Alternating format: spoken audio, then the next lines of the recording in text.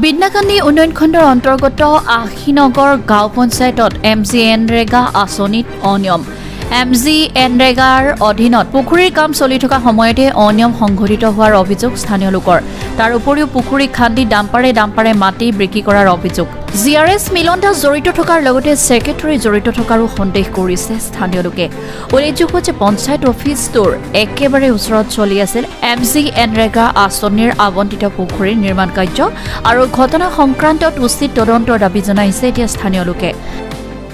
তো পুখুৰীটো 6 লাখ টকাৰ কাম আহিছে অহাৰ পিছত আপোনালোকৰ সন্মুখত আছে কিমান টকাৰ কাম হৈছে মাটি খান্দি আছে ইয়াৰ পৰা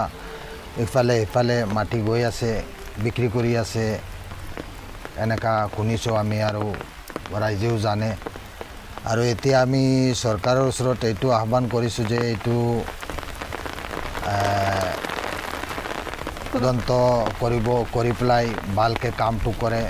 যে আমাৰ গাঁওখনৰ উন্নতি হয় তেনেকা এটা পৰিস্থিতি ল'ব লাগে আৰু কাৰণ ৰাইজেতো সিহঁতক একো কোৱা নাই আৰু গাঁও পঞ্চায়তৰ সেক্ৰেটাৰী আছে সেক্ৰেটাৰীও জড়িত আছে সিহঁতৰ লগত সেক্ৰেটাৰী কি কৰি আছে না কৰি আছে ৰাইজে সোধা নাই এইটো চৰকাৰে ভালকৈ তদন্ত কৰি পেলাই আমাৰ যেনেকা ভাল সুবিধা হয় তেনেকা এটা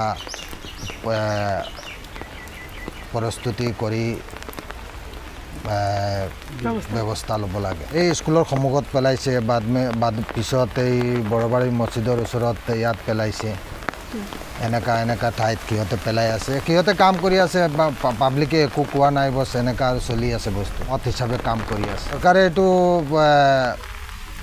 ব্যৱস্থা ল'ব লাগে আৰু ভালকৈ যেনে কাম হয় এইটোৱে আমি আশা কৰিছোঁ উত্তৰ আশীনগৰ পঞ্চায়ত